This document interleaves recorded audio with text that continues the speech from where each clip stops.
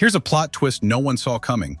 You don't need to be charming, confident, or even extroverted to be good at networking. You don't need the perfect elevator pitch. You don't need to know the right people. And you definitely don't need to fake a personality that isn't yours. Networking, it's surprisingly simple. Seriously, it's not about schmoozing at fancy events with wine glasses and business cards. It's about one human connecting with another, genuinely. You don't need a strategy, you need curiosity. You don't need charisma, you need compliments. You don't need 100 contacts, you need a follow-up. That's it. And in this video, I'll show you how those 3 little things can change your life.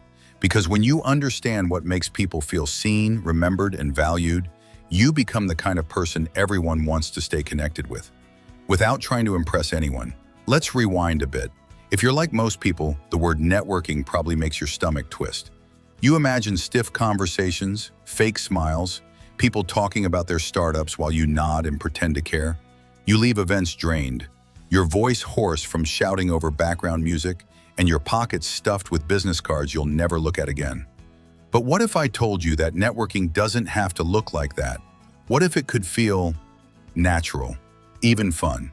It can, and it starts with the simplest tool in the world: curiosity. Not small talk, not status updates. Just asking questions you actually care about. Let's say you're at a casual event and you meet someone new. Instead of, "What do you do?" ask something like, "What's something you're excited about right now? How did you get into that line of work? What's a typical day like for you?" These questions aren't magical, they're just real. They open the door to stories instead of titles. And stories are how humans bond. People love to talk about themselves, especially about what lights them up. If you ask with genuine interest, you'll spark something. And here's the kicker. When someone feels heard, they remember you. Which brings us to the second tool: compliments. Not fake praise, not flattery, just honest appreciation, expressed out loud. Think about the last time someone complimented your work, your insight, or even your energy. Didn't it stick with you? When you say something like, "That's such a thoughtful way to look at it. I never would have thought of it that way. That's brilliant." You explain that so clearly, "You should teach this." You're not just being nice. You're creating emotional glue. You're telling the other person, "I see you. I value what you bring." Compliments are connection shortcuts, but only if they're specific and sincere. Now here's where most people stop.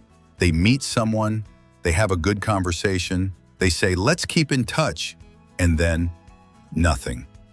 That's where the third tool makes all the difference. Follow-ups. Follow-ups are how you turn a moment into a relationship. It doesn't need to be a long message, it can be a simple email. "Hey, it was great talking to you about topic. I loved your take on something they said. Let me know if you ever want to chat more about shared interest." Boom.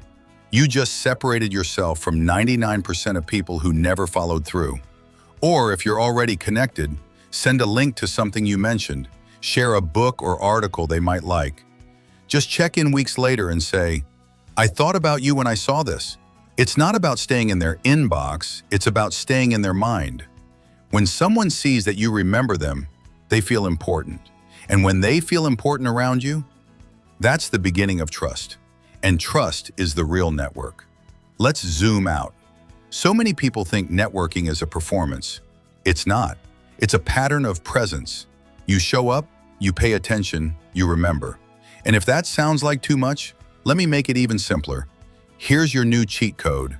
Ask one curious question, give one real compliment, send one thoughtful follow-up. That's it. One. You don't need to be everywhere. You just need to be real somewhere. Even one good connection can change your life. Seriously, one mentor, one friend, one opportunity. But here's the catch. You won't find that person if you're hiding in the corner waiting for someone to come talk to you. You have to participate. And if you're introverted, good news.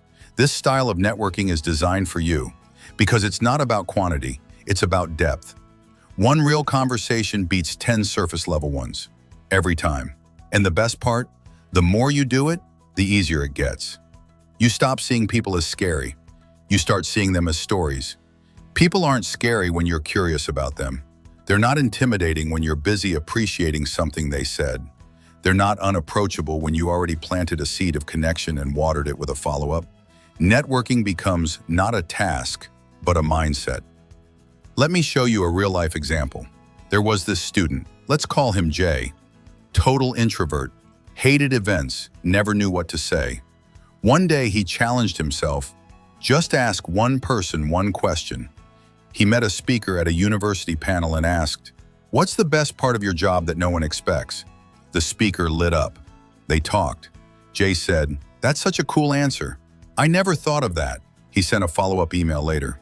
"Thanks for taking the time to chat. I loved hearing about specific insight.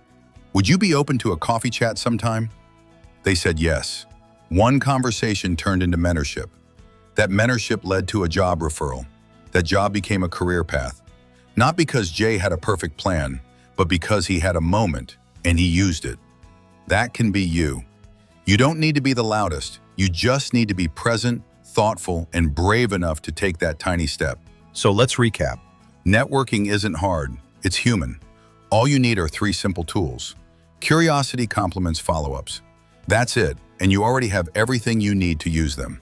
So next time you're in a room full of strangers, don't look for the perfect thing to say. Look for one real question you want to ask. Look for one thing you genuinely admire. Look for one way to say, "Hey, I appreciated this." And if you do that, you're already networking. Because the most powerful people in any room aren't the ones who talk the most. They're the ones who listen the best and remember the longest. So go out there and connect. Not to climb, not to impress, but to care. Because when you care, people notice. And when they notice, that's when doors start opening. And all you had to do was be yourself. Turns out, networking is surprisingly simple. Now go try it.